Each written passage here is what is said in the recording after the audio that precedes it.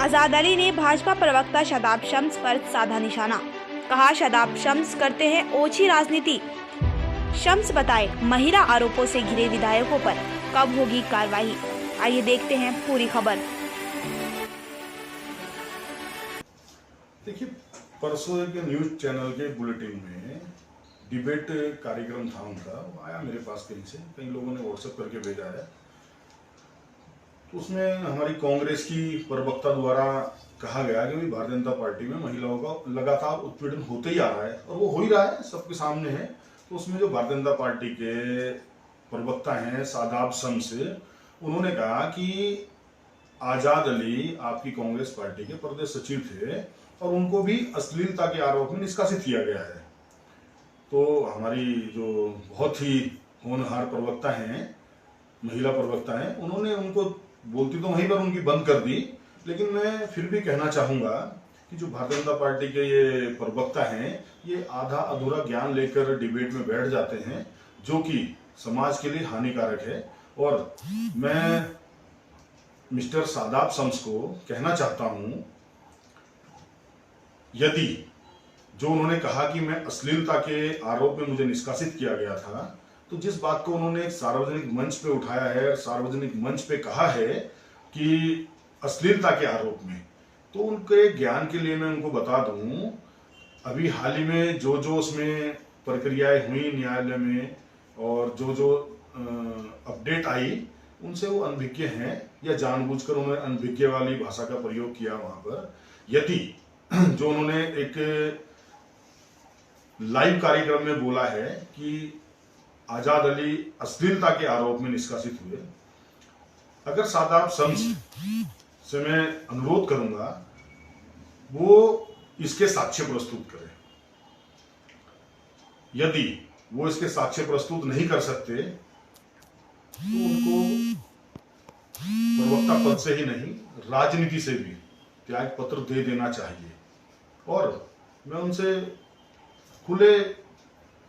आपके खुले मंच पे, न्यूज चैनल में आपके खुला मंच ही है, इस पर कहता हूं, यदि वो साक्ष्य दे पाते हैं तो जैसे मैंने बोला कि वो त्याग पत्र दें, और यदि वो साक्ष्य दे पाते हैं तो मैं आजीवन के लिए राजनीति से मैं त्याग पत्र देने को तैयार हूं। लेकिन कुछ भी बोल देने से या कुछ भी कह देने से उनका कहना सच नहीं होगा। और अगर वो महिलाओं के इतने ही हितैषी हैं तो किससे छुपाए। अभी लेटेस्ट की मैं बात करूं, इनके विधायक, द्वाराहाट विधायक महेश नेगी जी, एक महिला चिल्ला कर बोल रही है, यहां तक कि न्यायालय तक जाके बोल रही है कि मेरा शोषण हुआ है। वो बच्चे तक की बात कर रही है कि ये बच्चा इनका विधायक जी का है। तो उसमें न्यायालय के आदेश पर डीएनए तक के टेस्ट हो रहे हैं। इतना गंभीर मामला है, उस पर शादाब शम्स का भी नहीं बोल रहे हैं। अभी इनके ज्वालापुर विधायक का मामला खूब सुर्खियों में रहा है, उसमें भी इन्हीं की भारतीय जनता पार्टी की कार्यकर्ता ने ही आरोप भी लगाए हैं और उसमें कहीं ना कहीं न्यायालय के माध्यम से मुकदमे दर्ज करने के आदेश हुए हैं। और कैसे भूल सकते हैं शादाब शम्स जी, अभी हाल ही में जब तीरथ सिंह रावत जी मुख्यमंत्री बने, उन्होंने महिला को किस नजरिए से देखकर टिप्पणी की थी, फटी जींस को, जिसकी आलोचना यहां से लगाकर बॉलीवुड तक की उसमें एक्टर्स उतर गई थी आलोचना करने के लिए। तो किससे छुपा है ये। और अगर थोड़ा और हम पीछे जाते हैं तो जो भारतीय जनता पार्टी का कार्यालय है, उसकी नाली काहे से चौक हुई थी। शादाब शम्स कभी बोल पाएंगे इस पर। वो नाली चौक हुई थी जिसको मीडिया ने पूरे कैमरों के साथ दिखाया था, क्या उस पर कभी बोल पाएंगे वो। अगर वो इतने ही पाक साफ हैं, वो बोल रहे हैं भारतीय जनता पार्टी में महिलाओं का कोई उत्पीड़न नहीं होता, क्या उनसे छुपा था। चिन्मयानंद स्वामी चिन्मयानंद जी का मामला, महिलाओं से मालिश कराई जाती है, ये हमारी भारतीय संस्कृति है। क्या हमारी भारतीय संस्कृति में ये सब होना चाहिए, वो भी राजनीतिक लोगों द्वारा। तो मैं शादाब शम्स से यही कहना चाहूंगा, आधा अधूरा ज्ञान देकर इस तरह की बयानबाजी करके लोगों को भ्रमित करने का काम ना करें। और अगर वाकई में महिलाओं में इतने ही हितैषी हैं तो पहले इस पर आवाज उठाएं। जिस पार्टी के अंदर वो हैं, जिस पार्टी में इस तरह की लगातार मामले मिलते आ रहे हैं पिछले लगातार जब से इनकी सरकारें बनी हैं, तो इनको या तो उस पार्टी से इस्तीफा दे देना चाहिए अगर स्वच्छ राजनीति करनी है, और या फिर अपनी मानसिकता को स्वच्छ रखकर निष्पक्ष बात बोलनी चाहिए, ना कि सिर्फ अनगढ़ बयानबाजी करके कुछ भी बोलते रहेंगे। और वैसे भी भारतीय जनता पार्टी के चाहे राष्ट्रीय प्रवक्ता हों और चाहे किसी भी प्रदेश के प्रवक्ता हों, अब लोगों ने इनको वैसे भी गंभीरता से सुनना बंद कर दिया है। लेकिन मैं फिर भी इनको चैलेंज कर रहा हूं इस बात के लिए, वो मुझसे जिस मंच पर चाहें, जिस तरीके से चाहें और जिस प्रकरण पर चाहें या जिस विषय पर चाहें, चाहे वो विकास का हो या महिलाओं का हो या रोजगार का हो या शिक्षा का हो, जिस पर भी चाहें वो खुली डिबेट मुझसे कर सकते हैं। मैं उनको आमंत्रित भी कर रहा हूं और चैलेंज भी कर रहा हूं। चैलेंज इसलिए कर रहा हूं क्योंकि उन्होंने जो परसों टिप्पणी की है वो ज्ञान की कमी की वजह से की है और या फिर अपनी ओछी राजनीति की मानसिकता का परिचय दिया है। तो यही मेरा उनको कहना है कि ऐसी ओछी राजनीति से उनको बाहर आना चाहिए। क्या लगता है कि पहले जब आप निष्कासित करते समय आप बिना किसी कोई प्रूफ के आपको बिना पार्टी ने बहुत जल्दी निष्कासित कर दिया, तो आज हरीश रावत जी पूर्व मुख्यमंत्री और प्रदेश अध्यक्ष गणेश गुर्जर आपके सपोर्ट में आए हैं, तो किस तरह देखते हैं इसको? देखिए, वो हमारा कांग्रेस पार्टी का कुछ आंतरिक मामला था, कुछ आंतरिक नेताओं का षड्यंत्र भी कह सकते हैं उसको।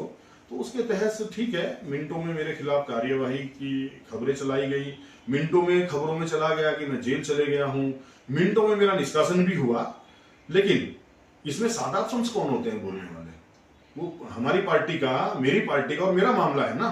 मेरी पार्टी ने मुझे निष्कासित किया या मुझे हरीश रावत जी ने अभी बयान देकर कहीं ना कहीं उस चीज को स्पष्ट किया कि वह चलन गलत था, बिना पूछे बिना स्पष्टीकरण लिए जो पार्टी से निकाला जा रहा था, उस चलन को उन्होंने स्पष्ट कहा कि गलत था। सर, उन्होंने कांग्रेस पर भी ये कहा है कि तो कांग्रेस की परंपरा है, उन्होंने कांग्रेस पर भी निशाना साधा है इसमें। देखिए, उन्होंने स्पष्ट कहा कि कांग्रेस की परंपरा नहीं है, पिछले कुछ समय से ये चलन कहा था उन्होंने, बन गया है और गलत है। साथ में हरीश रावत जी ने यह भी कहा गलत है, और वाकई में बिना स्पष्टीकरण लिए गलत है।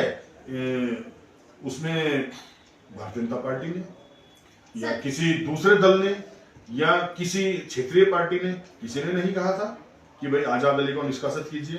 तो उसमें जो मुझे भी पता लगा था सिर्फ एक अखबारों के माध्यम से कि स्वतः उस समय के तत्कालीन प्रदेश अध्यक्ष द्वारा स्वतः संज्ञान लेते हुए मेरा निष्कासन किया गया। लेकिन मैं फिर भी यही बात कहूंगा, ठीक है, वो हमारा कांग्रेस का, हमारे परिवार का अपना मामला था, उसमें जो कि सारी चीजें न्यायालय के माध्यम से सब कुछ स्पष्ट हो चुकी हैं, फिर भी अधूरे ज्ञान के साथ इन सारी चीजों को हवा देने का काम जो सादा शमसी कर रहे हैं, मैं उनसे यही निवेदन करना चाहता हूं, या तो आप अधूरे ज्ञान वाली बातें न करें, और अगर आपको ज्ञान नहीं है तो आप इस तरीके की बात करके क्यों अपनी फजीलत करा रहे हैं, अपनी पार्टी की फजीलत करा रहे हैं। तो ये मेरा कहना है। सर, पार्टी में वापसी को लेकर कितनी संभावना है अभी, क्या लग रहा है? देखिए, वो मैंने कहा कि ये कांग्रेस संगठन तय करेगा कि वो मुझे वापस लेना चाहता है नहीं चाहता है, और उस पर मेरा क्या उस समय पे होगा, मुझे कितने मान सम्मान के साथ, क्योंकि मेरे साथ जो हुआ कहीं ना कहीं इससे आप लोग भी अनभिज्ञ नहीं है, आप लोगों को सारी खबर रहती है, हमारे से पहले रहती है।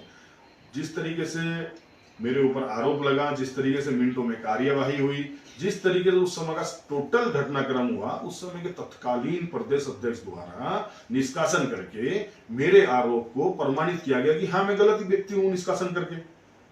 तो कहीं ना कहीं मुझे तकलीफ भी है, कहीं ना कहीं मुझे इस बात का दुख भी है कि जिस पार्टी की मैंने लगातार 15 साल, लगभग 15 साल से झंडे डंडे उठाए, सेवाएं की, वो भी बिना किसी पद के, बिना किसी लालच के, बिना किसी ऐसे स्वार्थ के जो एक नेताओं का होता है। तो कहीं ना कहीं मुझे इस बात की तकलीफ है, इस बात का मुझे दुख है। तो उस पर विचार होगा, पार्टी भी विचार कर रही है, हम भी विचार कर रहे हैं कि हमें अगला कदम क्या उठाना है। धन्यवाद।